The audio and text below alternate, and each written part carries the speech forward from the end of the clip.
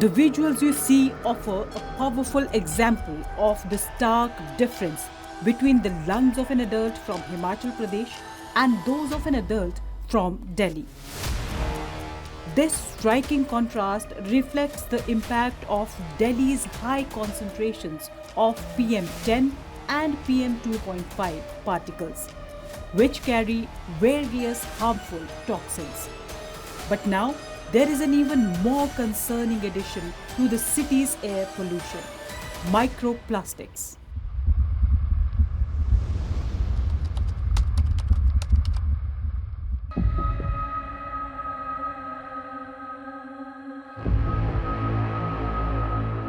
A recent study by the Indian Institute of Tropical Meteorology in collaboration with Savitribai Phule University, Pune, reveals that Delhi residents are breathing in plastic particles.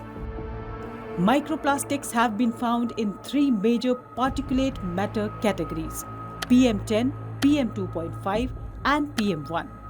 Conducted over summer and winter months, the study detected a total of 2,087 microplastic particles in air samples collected across the city.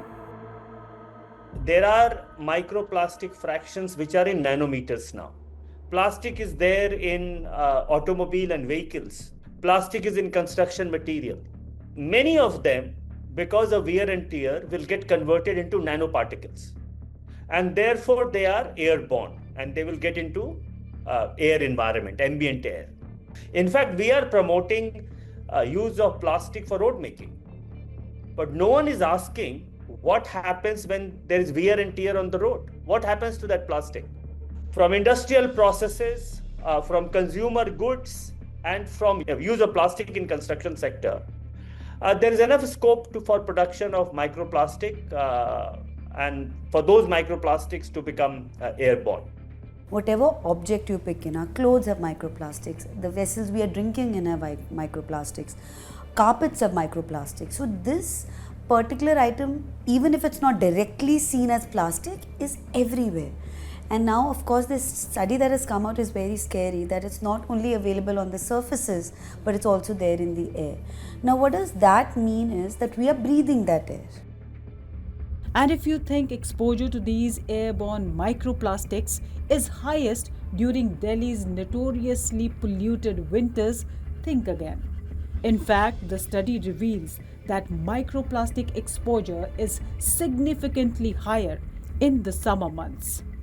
Adults in the national capital inhale nearly twice the number of microplastic particles in summer compared to winter. This is an increase of almost 97% in microplastic exposure during the warmer season. It means more damage to the lungs. So throughout year we are at increased risk of getting more and more lung insult, which ultimately lead to the more and more harm to the body. So that is very, I think, very frightening and a situation where we have to think about it, that how can we control the exposure to these microplastics? In fact, there are studies which show that microplastic is present in our blood, a placenta of a newborn child. We at iForest have done study on microplastic in Ganga, and we found microplastic both in water as well as sediments. So this is one more report which shows that now microplastics is omnipresent. But even hearing this data is scary, because what we are seeing is since 2016 to 2024, the amount of microplastics that has increased in the world is almost by 50%. So the impact that we're going to see is probably something in the next 5-10 years where we'll get to see how it's, harming us and harming our brain and body in general.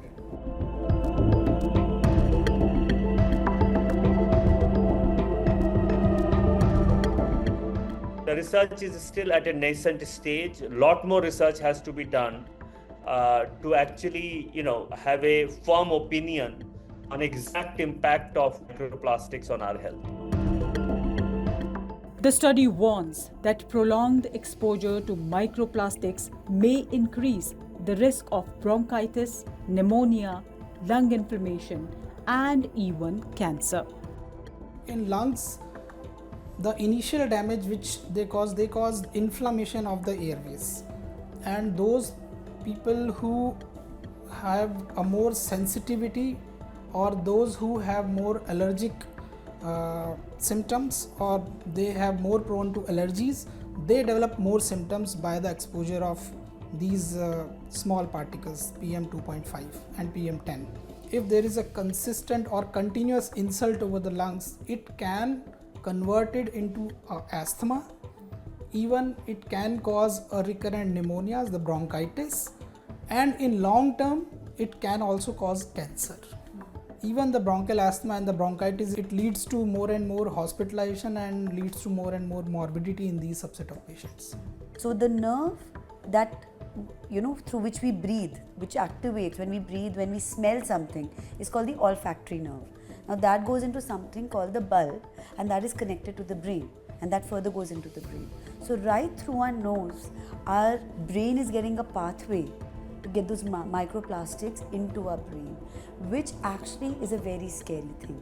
Our brain has a protective layer called the blood-brain barrier, and usually our brain tries to protect that brain from anything crossing that blood-brain barrier and getting into the brain.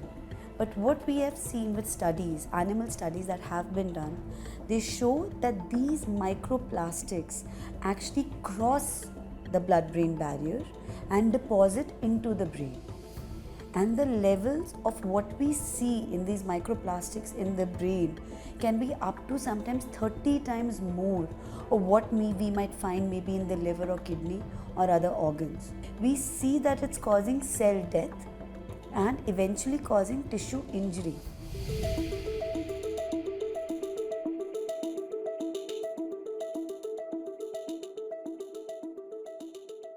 Although we don't have a direct cause right now, but even in people with dementia, when we did autopsies, what they found was that there was a 3 to 6 times more presence of microplastics in those brains compared to the others. So they did a study in a very famous journal called New England Journal, NEGM, and what they found was that in the carotid arteries, now these are the main arteries that supply the brain, the plaque or the clot that was over there, when they took that out and when they studied it, they found the plaques that had high level of microplastics compared to those that did not, there was a 4.5 times more chance of dying of a heart attack, of a stroke, or death in general in the following next 3 years, which is very, very scary. And also the particle size of less than 2.5,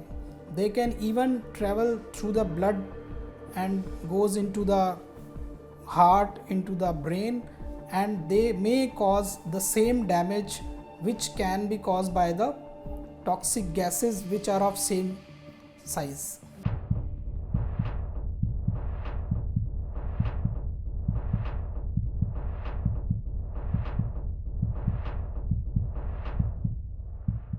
Nowadays we're seeing so many young people die with heart attacks, sudden cardiac death.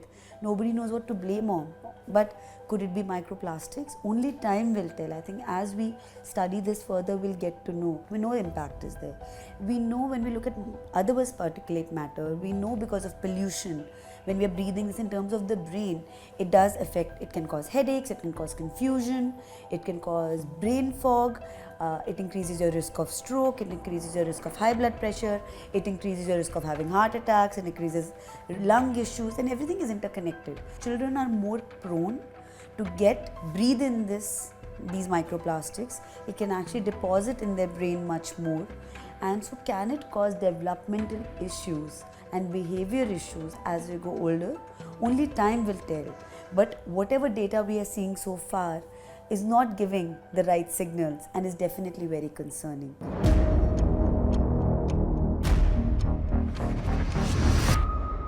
It is largely because of the amount of plastic that we are consuming. We are consuming close to 70 million tons of plastic every year.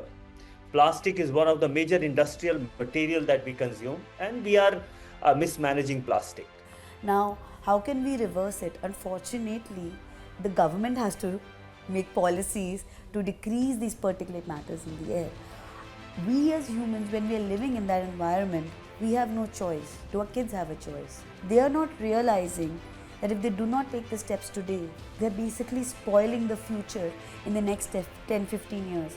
What will happen to our kids if everybody starts, or a big portion of people start having behavior issues, big portion of kids start having developmental issues or memory problems, then where will this world go?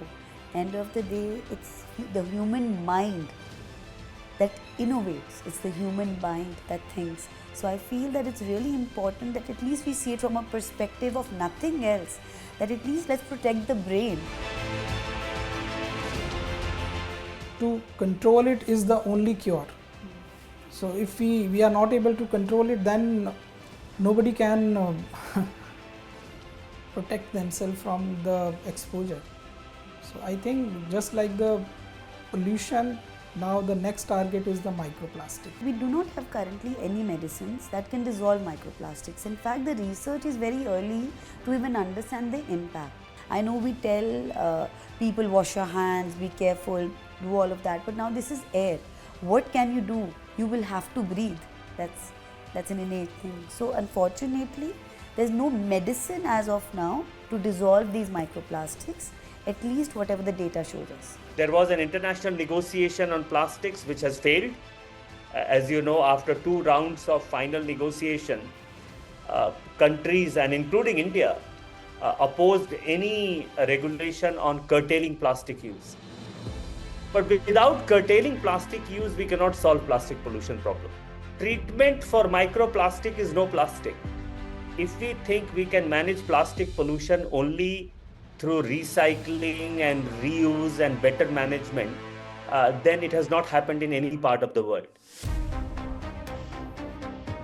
Even in Western world, recycle only about 10% of the plastic. It is actually the 3rd largest industrial material that we consume after cement and steel. And unfortunately, we are not working a lot on the alternatives. But all we know is that the levels are increasing. We know for a fact that we are breathing it. We know for a fact that our nose is the direct pathway to have these microplastics reach the brain. We as people, we can wash our hands regularly, follow the same protocol as we did in COVID, wear masks, wash our hands, be careful of what we're doing. But I think there is still a limited amount of what we can directly do because we are surrounded by these microplastics everywhere we are at this point. Microplastics in Delhi's air are more than just pollution. They are a serious health risk. If we don't act now, it may be too late. Nivriti Mohan, News9.